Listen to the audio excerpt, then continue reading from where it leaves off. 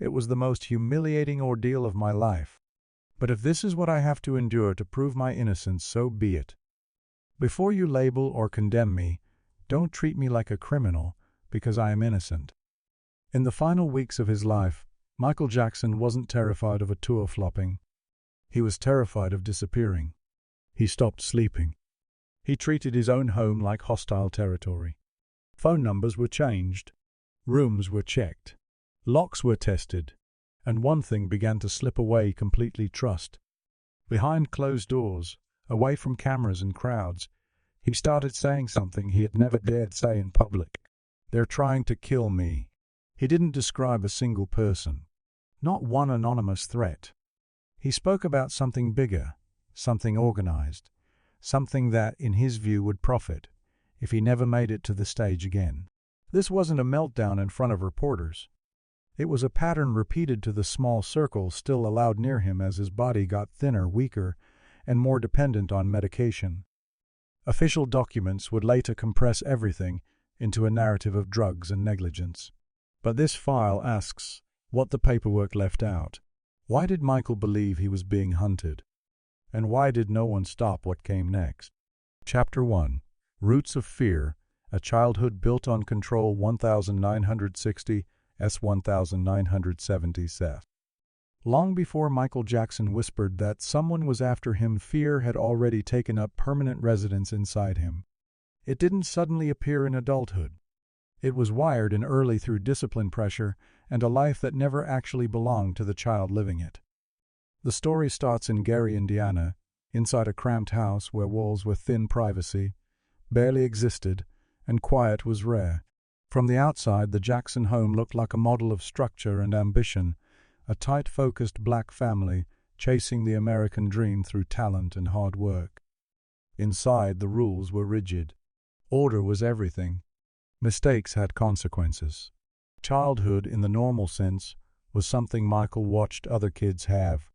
By the early 1960s, he wasn't treated as just a boy anymore. He was the lead of a product in development, the Jackson 5. His days were carved into strict blocks. Rehearsals swallowed playtime. Performances replaced school routines. Travel erased stability. Adults decided everything: where he stood, what he wore, how he spoke when he smiled. There was always someone watching: a parent, a manager, a producer, a bandmate. Every move had an audience and a critique.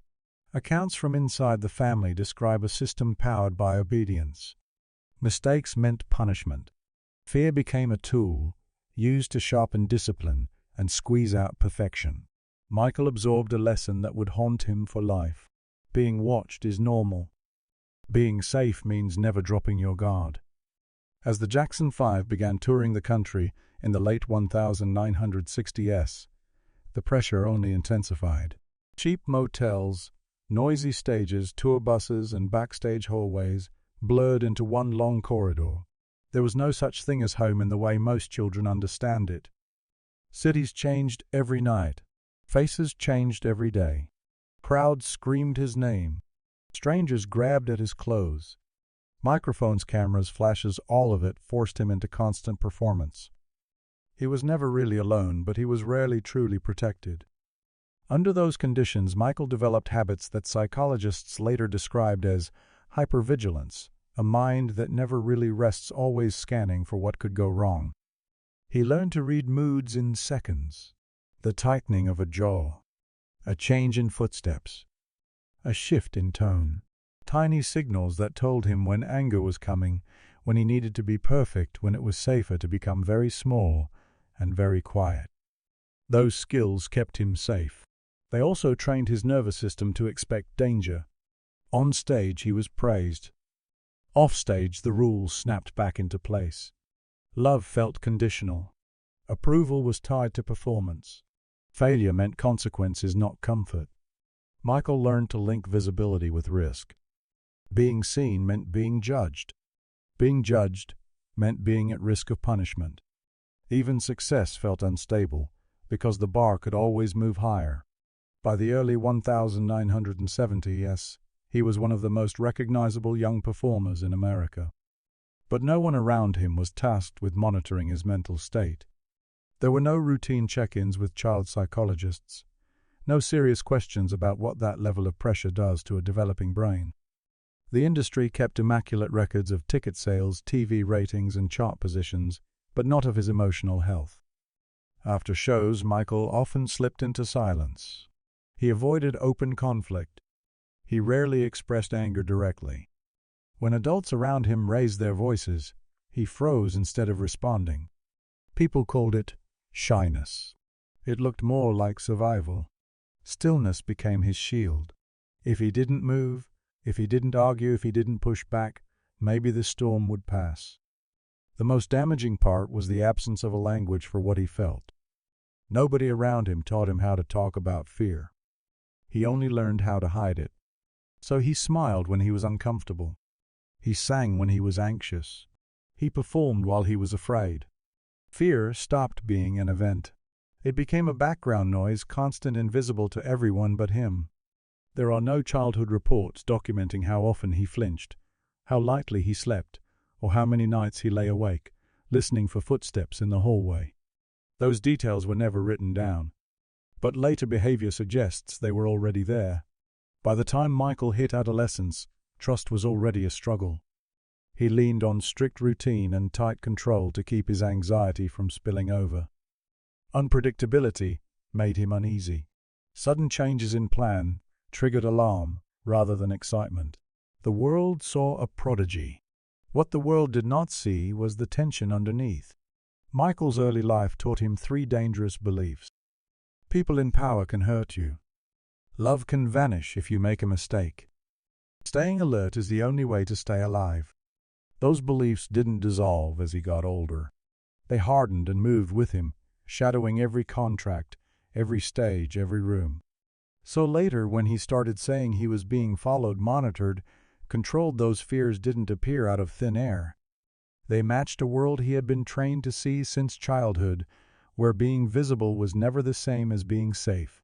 In the 1960s and 1970s, Michael Jackson learned how to perform under control. He learned how to hide fear inside a perfect smile. He learned how to scan his environment without anyone realizing he was doing it. What he never learned was how to feel safe when the spotlight turned off. And when pressure returned, decades later, through contract scandals and failing health, the same frightened child who had watched every doorway in Gary, Indiana, stepped back to the surface. Only this time there was no real escape route, and no one assigned to protect him from what he believed was coming. When fame becomes a target, power, profit, and pressure. 2001, 2008. In late 2001, Michael Jackson reached a point of power that most artists never even glimpse. That was also when, according to people close to him, the ground under his life began to crack. In November of that year, through a complex series of business moves, Michael secured effective control over Sony/ATV Music, publishing the catalog that held thousands of songs, including a huge portion of the Beatles' work. On paper, it was a business victory. In reality, it rewired how he understood his place in the industry and how he believed the industry now looked at him. From that moment on, Michael stopped feeling like he was just famous. He started feeling like he was exposed. Those in his inner circle describe a subtle but clear shift over the following months. In 2002, conversations in his world turned more and more to ownership, leverage, and control. It wasn't just about making music. It was about holding something others wanted. Fame had always drawn attention. Ownership drew pressure. By early 2003, corporate tension and media aggression formed the new atmosphere around him. Stories became more invasive. Headlines went beyond his art, probing into his private behavior, his home, his children. Michael reacted by retreating. He spent less time in public, moved between properties, and tightened access to his physical space. Friends and staff say he began to question motives behind almost every interaction, interviews, proposals, contract. The question was no longer who likes me, but who profits if I fall. On February 3, 2003, the situation detonated. Journalist Martin Bashir's documentary Living with Michael Jackson aired worldwide.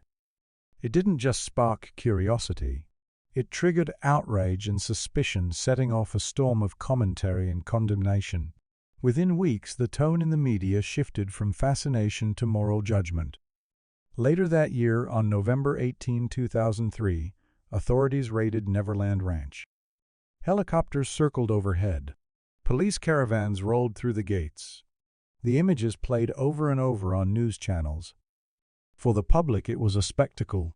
For Michael, it was a nightmare replay of childhood fear, only now scaled to a global audience. People who were with him at the time described him watching the coverage in stunned silence, hands shaking, turning the TV on and off, as if trying to make the images disappear. The legal process escalated. In 2004, he was formally charged. Court dates in Santa Maria forced him into a new kind of circus, one where every step from the car to the courthouse doors was filmed, repeated, and dissected. Outside, cameras captured his every expression. Inside, his posture told a different story. He clutched documents too tightly. He spoke softly, rarely. At times, he wore masks, saying he worried about germs, but the deeper anxiety was about exposure itself. Each headline felt less like news and more like ammunition. Family and associates later recalled Michael making one particular observation more than once. "If I die, they will make more money." He didn't scream it. He stated it as if he were reading a profit and loss sheet no one else wanted to look at. Media ratings surged during the trial. Old albums sold again. Footage of him walking into court became daily content. It was hard for him not to see a pattern, his worst moments translated neatly into someone else's revenue. On June 13, 2005, he was acquitted on all counts. Legally, the system cleared him. Psychologically, there was no acquittal. He didn't come out of that courthouse restored. He came out convinced that innocence would not protect him next time. He left the United States soon after, spending long stretches in Bahrain, then moving between Ireland, Germany, and Las Vegas. To outsiders, it looked like escape or rest. To those close to him, it looked like exile. Between 2006 and 2008, his distrust hardened. He shut out the media. He grew wary of long-standing industry relationships. Promises and contracts were dissected with suspicion. He stopped talking about individuals and started talking about the machine, the system, the industry. It was no longer about one enemy. It was about a structure he believed could profit from his humiliation or his absence. Meanwhile, something crucial never happened. Despite the trauma of a 2-year global trial and the clear signs of anxiety and exhaustion, there is no public record of a deep, independent psychological assessment afterward. Legal documents tracked charges and verdicts. Medical files tracked physical symptoms. His mental state, the fears, the sleepless nights, the shaking hands, the belief that his worth to others might be higher in death remained unexamined in any official way. By 2008, Michael Jackson was financially squeezed, emotionally hollowed out, and deeply suspicious of many of the people and systems around him. In his mind, the story had already shifted. Fame wasn't a spotlight anymore. It was a scope. If he stayed visible, he felt vulnerable. If he disappeared, he believed others would cash in. Inside that paradox, fear found new structure. So when he later whispered, "They're trying to kill me," those words did not come from nowhere. They came from years of feeling like a publicly traded asset in a system that had already proved it could move on without him, as long as his name stayed valuable. Watched everywhere when fear becomes daily behavior, 2007-2009. What if the most famous man in pop no longer felt celebrated but hunted? By 2007, Michael Jackson wasn't just avoiding scandal. He was avoiding presence itself. The fear that had followed him from childhood was no longer tied only to headlines or lawsuits. It became physical, tied to locations, rooms, and the air around him. Wherever he slept, Michael believed he was not alone. That year he drifted between Las Vegas, Beverly Hills, and eventually Holmby Hills in Los Angeles. Hotels and rented mansions replaced anything that could truly be called home. Each move followed the same sequence: arrive, inspect, withdraw. Assistants and security described a ritual that never changed. Before Michael relaxed, before he lay down or unpacked, the room had to be examined thoroughly. Not just a casual glance, but a sweep. Curtains were pulled tight, sometimes layered to block every line of sight. Lamps were shifted, televisions unplugged, telephones examined like potential weapons. If he saw something that didn't make sense, a blinking light, an unfamiliar cable, a noise he couldn't place, his body tensed immediately. In late 2007, in Las Vegas, one assistant recalled how Michael refused to sleep in a suite until it was changed twice. The explanation he gave was simple and chilling.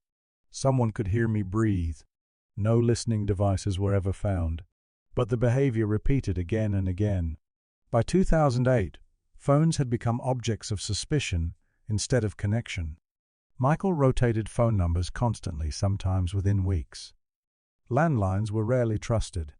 Cell calls were short and coded. People who worked with him later said Michael was convinced that calls were being monitored not just by journalists or random eavesdroppers, but by people tied to business and power.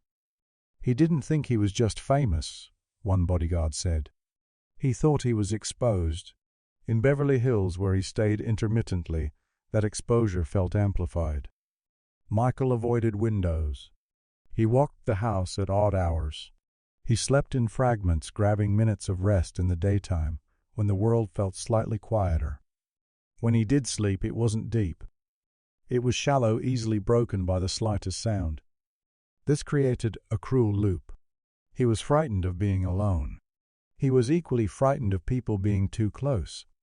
New staff made him uneasy. Long-time staff were questioned. He studied faces and voices, constantly searching for tiny signs that someone might be lying or hiding something. The hypervigilance that began in childhood was now his entire operating system. By early 2009, after moving into the rented mansion on Carrollwood Drive in Holmby Hills, the fear sharpened further. On paper, Carrollwood was secure, private, controlled. In practice, it became the center of his anxiety. Rooms were checked, then checked again. He wanted to know who had keys, who had been inside, who had passed through the property when he wasn't looking. One assistant later described seeing Michael standing alone in the hallway late at night, saying nothing, just listening. Sometimes he asked security guards to stand outside his bedroom door, not because he feared fans storming the house, but because he feared being left unprotected.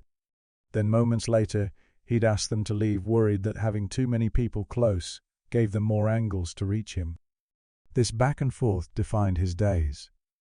Doctors noted extreme insomnia and prescribed medication to address it. Medical notes focused on sleep quantity, dosage schedules. What those records did not capture was why he could not sleep. Those around him watched his language shift over time. At first, he said, "They're watching."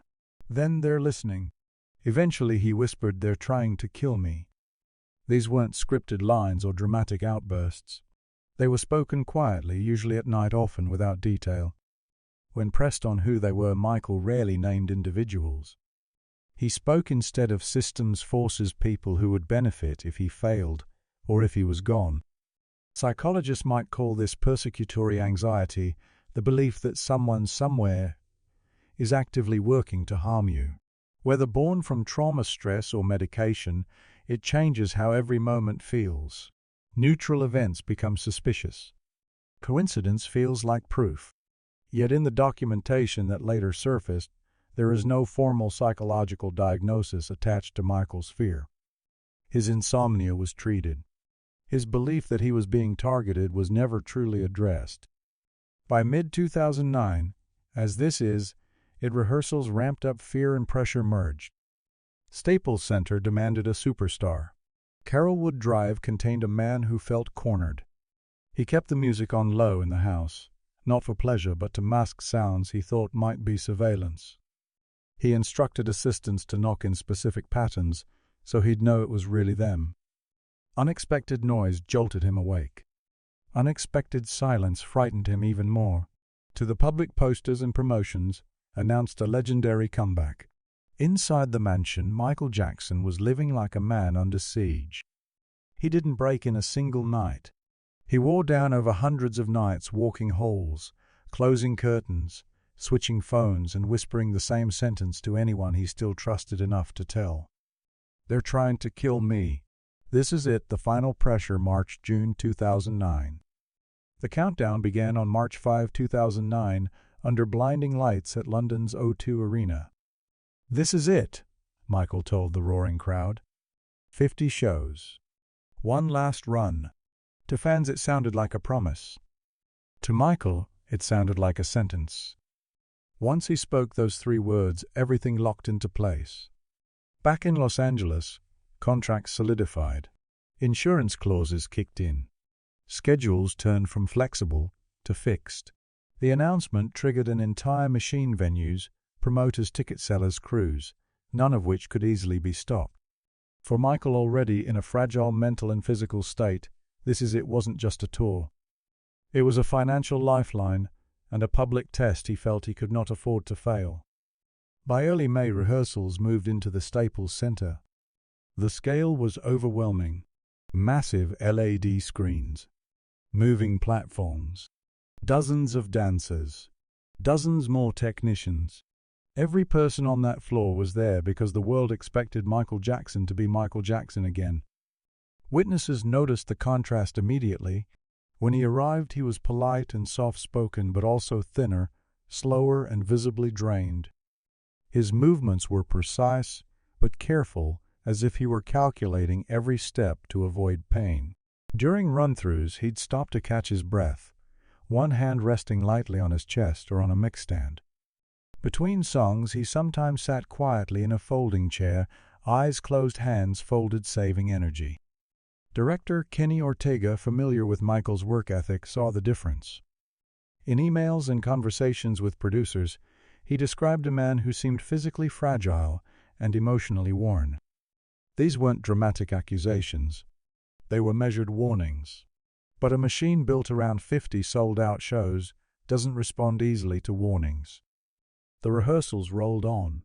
As days passed, Michael's insomnia grew worse. He arrived tired and left even more exhausted. Nights became battlegrounds. He couldn't turn his mind off. Anxiety about the show, about his body, about the pressure kept him awake. Doctors were consulted not to question whether he should be doing the tour at all, but to make sure his body could keep up. Sleep became something he chased through medication. According to later testimony, he started relying on sedatives strong enough to override racing thoughts and chronic fear. He called one of them milk, a white liquid he believed was the only thing that could shut his mind down. Every night he needed more rest than his body could find. Every morning he needed more strength than his body had left. The cycle tightened. A bad night meant a worse rehearsal. A worse rehearsal meant more fear. More fear meant less sleep. In this loop, medication was not a luxury. It was the only thing standing between him and collapse. By late May, Ortega's warnings became more urgent. He described Michael as underweight and struggling, suggested rest days, and asked for focused medical oversight. But a pause meant risk, financial risk, legal risk, reputational risk. Too many contracts were already in motion.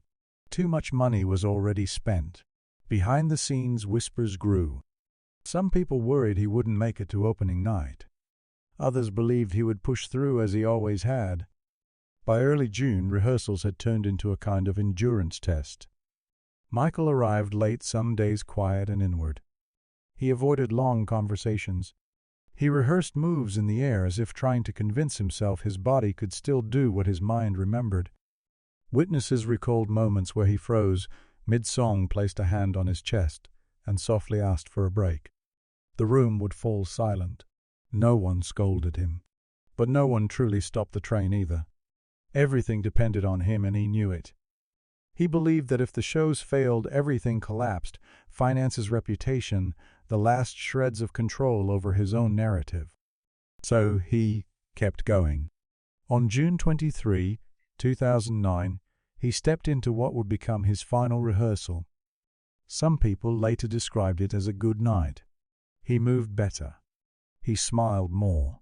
Clips show flashes of the old electricity, the timing, the presence, the command. To optimistic eyes it looked like a comeback forming. To others it looked like adrenaline, a final surge from a body and mind cornered by deadlines. Nothing fundamental had changed. The insomnia still ruled his nights. The pressure still devoured his days. The schedule still marched forward. This is it was supposed to be redemption. Instead, it became a tunnel with no exits, only a fixed endpoint that everyone saw coming and no one stopped. The final 70 days warnings without rescue, April-June 2009. The last chapter of Michael Jackson's life did not start on the morning he died. It began in April 2009 inside the mansion at 100 North Carrollwood Drive. By then, one problem overshadowed everything. He could not sleep. Not occasionally. Not for a few nights. This was sustained insomnia, the kind that breaks thought patterns, weakens the body, and magnifies every fear. Staff described him pacing after midnight, drifting from room to room. Curtains stayed closed. Lights were dim and low. He asked the same questions repeatedly. Who's been in here? Who has the keys? Who used the phone? The less he slept, the louder his mind became. By late April, insomnia had become the main crisis. Rehearsals were ramping up. Pressure was peaking. This is it was no longer a distant plan. It was a ticking countdown. This is when Dr. Conrad Murray was brought in to live in the house and provide full-time medical care. Officially, he was there as a personal physician. Practically, he had one primary task: make Michael sleep. According to court testimony, Michael asked specifically for propofol, jokingly calling it his milk. He had been given it before and believed it was the only thing strong enough to switch off his brain. It was never meant to be a home sleep aid. It was meant for surgical rooms, but to Michael, it was a solution. Without it, he feared he'd be unable to perform. And without the performance, he believed he'd lose everything. So a deadly contradiction took control. He was afraid of being medically controlled, but he was more afraid of being awake. Those around him later described nights where Michael begged for rest and at the same time expressed fear about what the drugs might be doing to him. He wanted the effects without the risks, the silence without the danger. During this window, April, May, June, he reportedly began repeating one line over and over in private. "They're trying to kill me." He didn't scream it. He didn't say it in interviews. He whispered it, late at night, to the few people he still trusted. When they asked who, he didn't give a list. Instead, he talked about pressure money and the people who would benefit if he never walked on stage again. By late May, visible warning signs multiplied. He grew thinner. His hands shook when he was exhausted. He sometimes appeared disoriented after trying to sleep. Yet the rehearsals continued. The schedule held. Emails from Kenny Ortega and others expressing concern were logged, acknowledged, and then absorbed into a system that still moved forward. In early June, his sleep depended almost entirely on medication. Mornings were harder. Some days he spoke very little. Others he forced himself into performance mode, insisting he was ready.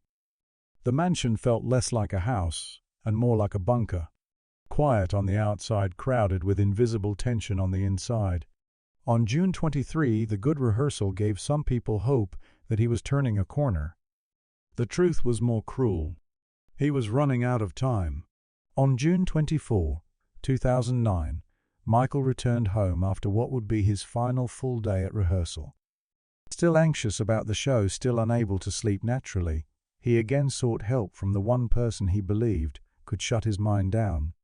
In the early hours of June 25, Dr. Conrad Murray administered propofol inside that bedroom.